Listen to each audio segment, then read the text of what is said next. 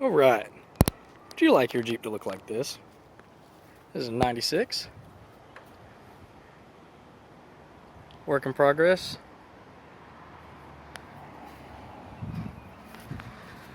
Basically what I did is a really crappy job plasti dipping the flare and cut that ugly thing off the front.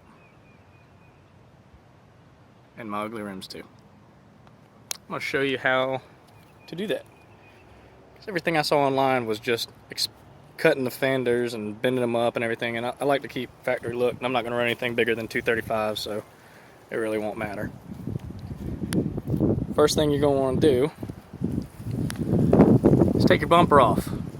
Luckily, wasn't too hard because the guy I picked this up from off Craigslist hit a deer, so that lower radiator support is all kind of mangled. Take that bumper off. Then you're going to want to take your flare off. Easiest way to do that, excuse the neon zip ties, that was his way of fixing it, is rip the fender lining out, which is just out on there by those little stupid plastic snaps, so it's not that hard to do. Alright, so you can see in here, you got a nice working surface, real easy, nothing too crazy, and if I'm not mistaken, there's 8 of these bolts. They're 10mm. They go around. Can kind of be a pain with the retaining clip that's on the flare, but it's just like little rubber snaps that kind of lock it into place. You can kind of see here. They're open at the top, so you just kind of like slide it up and they come right off. Alright, so you're going to run into a problem because it's going to look really ugly with your big vacuum canister chilling right here.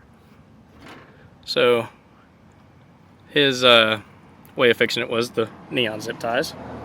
So I made it easy. I just cut them and then relocated up here with my own clear zip ties because it's more manly.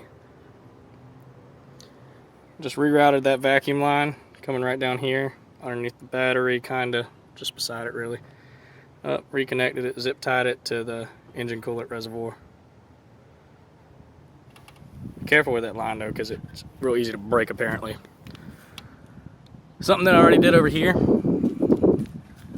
is the horn up here. I kind of just rotated it out. It's got 2 little clips on top, so it can be a pain, but if you get it down there tight enough, I don't think it'll go anywhere, so I'm not worried about it. And then that lower member, you're going to want to take that off too, because it's pointless. That'd be this guy right here. Oh, look at that. It might just come right off. Oh, got one more bolt. So I'm going to do the same thing with this horn over here. And yeah, I think that pretty much sums it up as far as prep work to get cutting. So, next thing you want to do is you want to take your cut-off saw, angle grinder, or whatever you want to use. This one is pneumatic, and I got a tiny little air compressor that makes this a pain in the ass. So electric probably works better, or if you got a bigger air compressor.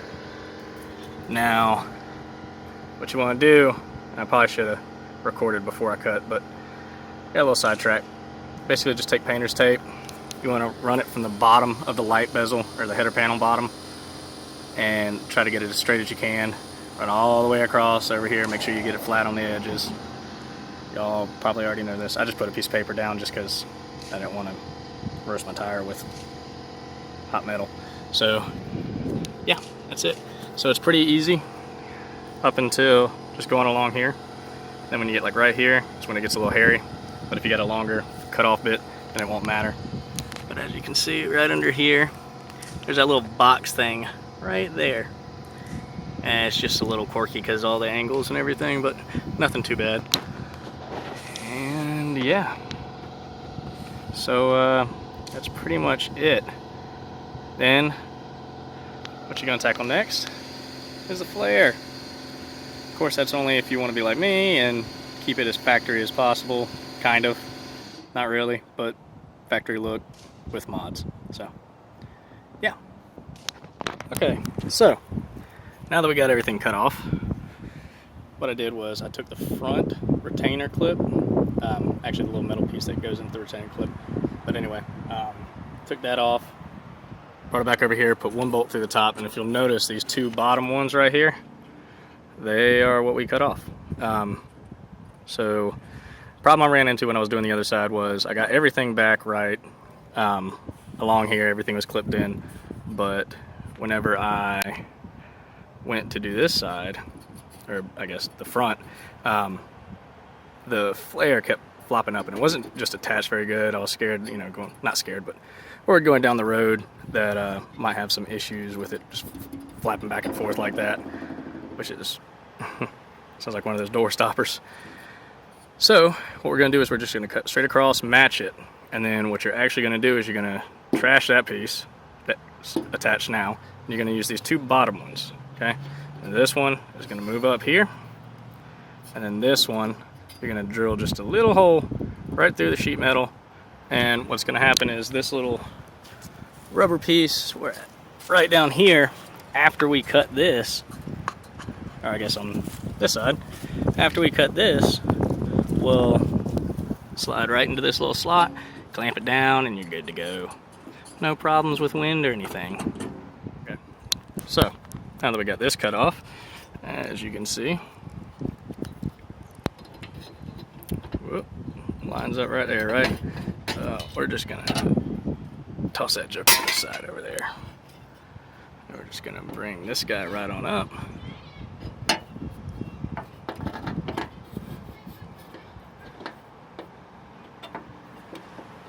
This is going to fit in there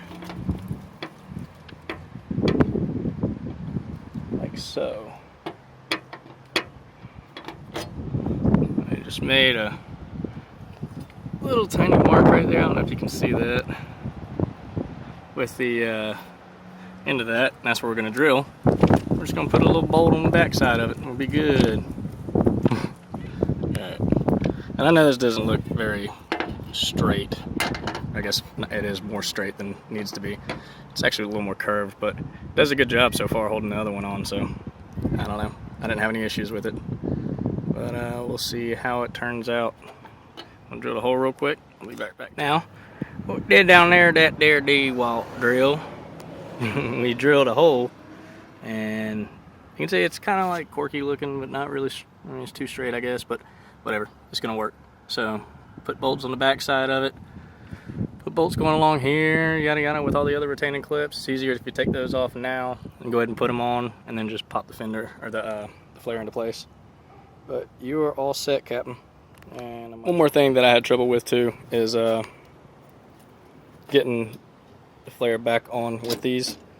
I forgot to mention, if you leave the bolts loose initially while you're getting that on, it makes it a lot easier.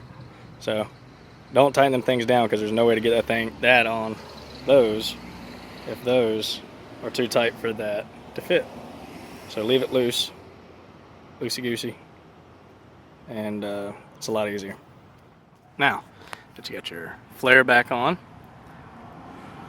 you're really gonna probably want to tape your tire off for this one. Just put something over it, just because this is gonna be, well, it depends how you cut it, I guess, but if you use something like that, it's going to send hot plastic everywhere.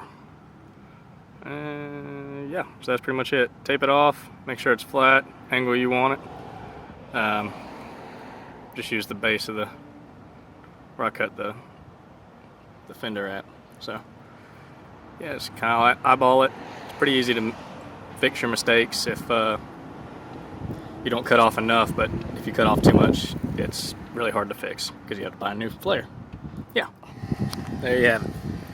So just cut it right on through. Yeah, this looks a little lopsided in the back, but what you want to do is take a file to it. This is really easy to mess with. It just peels right off, but take a file of that, get it exactly how you want it. And this right here, you're going to definitely want to take a file to, because if you can see all them, a lot of burr on there. Just take that off, make sure you round it off as good as you can. And just do it by hand, it's easier. And there you have it. So, only thing different to this side that I did to the other was I I'm that guy and I used Plasti Dip and it turned out like crap, so I'm gonna have to redo it. But yeah, so there you have it. That's it. Boom.